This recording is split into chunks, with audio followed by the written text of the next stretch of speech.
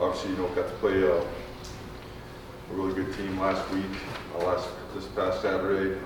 Coach Colsey and those guys do a really good job. And, started fast and got a little bit of an offensive rut there for a bit, and then snapped out of it, responded well, and had a chance to play some better football. And played a lot of guys. A lot of freshmen played, a lot of redshirt freshmen played. And ended up, having some areas where we improved and some other areas that we certainly got to get better at, particularly the post-snap penalties and whatnot. But again, a lot of positive stuff.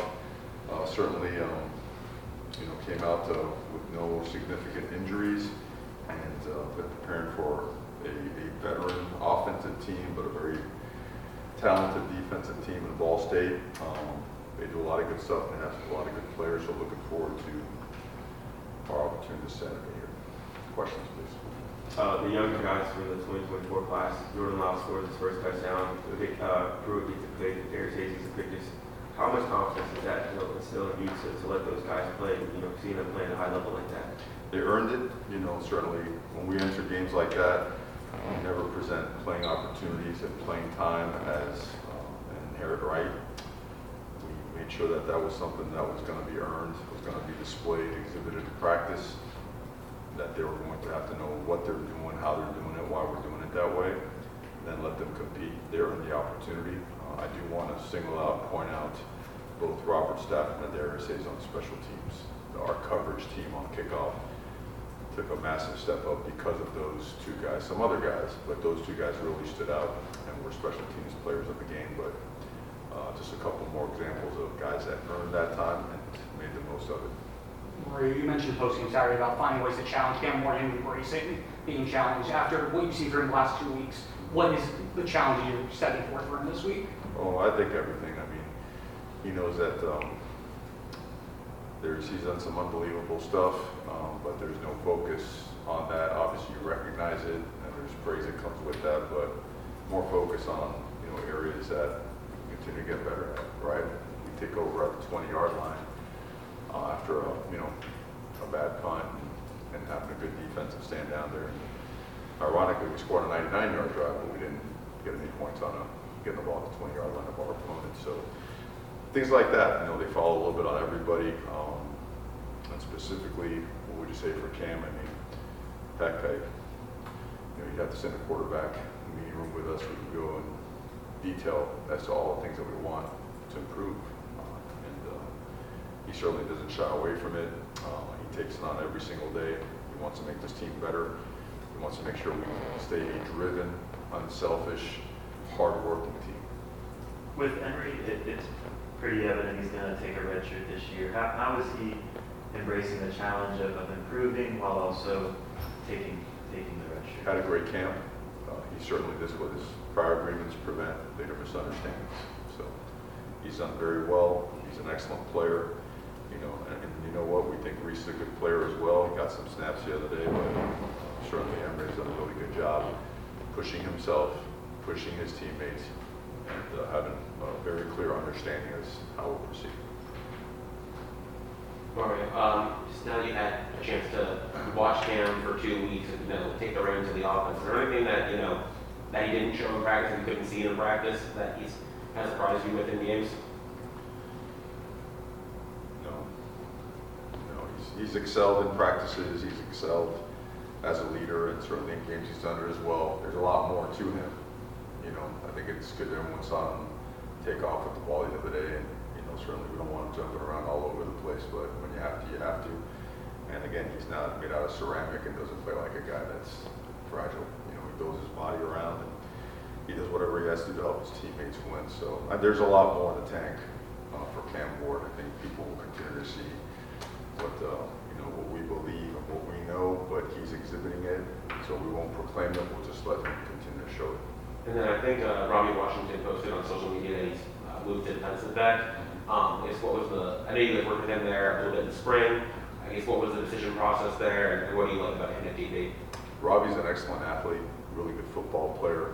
Unfortunately, he's had some nagging injuries since he's arrived here at Miami, and it just so happens that we need a little bit of help at the DB spot. in practice, we've done it with him before, and we've done it with him before because whenever we do tackling drills, when we do coverage drills, his natural ability to bend, right, to come to balance, to strike, ball carriers is, it's special. He did some in high school. If you watch some of his clips at safety, just a very natural guy. When we threw him up there in press coverage and some of the one-on-one stuff we would do in the spring, it was evident he's super talented. This guy, we believe that he will be an elite corner. Okay, I know those are strong words, but he has the ability to get on people and stay on people, and he's smart, and he's tough, and he's a good guy, so we look forward to continue developing him for his career. From a mentality standpoint, that's important too, making that transition up. Do you feel like he has that? Yeah, absolutely. We wouldn't do it unless we thought he does. With Jalen, any updates there? Just what are your thoughts on Markel Hill's performance getting that started left tackle? Markel played well. Jalen's coming along. He's close to getting back, but a lot of faith in Markel. Markel has earned the opportunity to play, and he played well the other night. He got called for a holding, but again, that was an extended play that involved a lot of different angles and a tough situation for him. So, but he's powerful. He's athletic. He now has confidence. His teammates trust him. Quarterbacks trust him. Running backs trust him. Nothing but upside there. He's just going to continue to get better and better and has a really bright future. The guys who went down day one, Ruben, Damari, Ryan, how are they doing? Getting better. Getting better. We're hopeful. We're always going to list those guys week to week with injuries. I can't say I'm going to be completely open and transparent. I won't come out and blatantly tell something that's not true, but certainly going to, keep certain things close to the vest. How about Deani Hill and just the way he's progressed? Great question. Deani, you saw how fast he is. Fast, explosive guy. He's a really good tackler, and he was one that was nagged by a couple things in camp, and he came on strong, finally healed up, had a few plays last week, saw the previous week at Florida, and then played a bunch this week and started. And we think the world of him, and he's got a couple of years left as well, getting better and better, continued strength and conditioning and nutrition. Just the team guy did a great job on special teams as well. And Wesley was saying, obviously, he had that really nice interception. It seems like things are really, really clicking for him. What are your thoughts on how he's performing this year? You said it right on. Nailed it right on the head. It's clicking for him. Player of the game. Again, this week his natural instincts are now on display because now he is confident in the scheme and what he's doing, and now he could just play ball. He's not thinking anymore. Okay, and when you've gained, I think he walked in. He was as low as, he'll say no, but it's true. He was like as low as 178. Probably walked in at 185, and now he's almost 230 pounds, sometimes over 230 pounds. He knows his stuff. He's in great shape.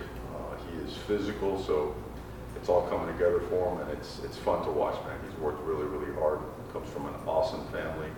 Glad to get to watch him play and excel like he's doing. I want to ask you about Isaiah Borton. He was a guy that came in that first class, and just what can you say about how he stuck with the process and embraced competition coming into his position group and continued to improve? Can't say enough great things about that guy.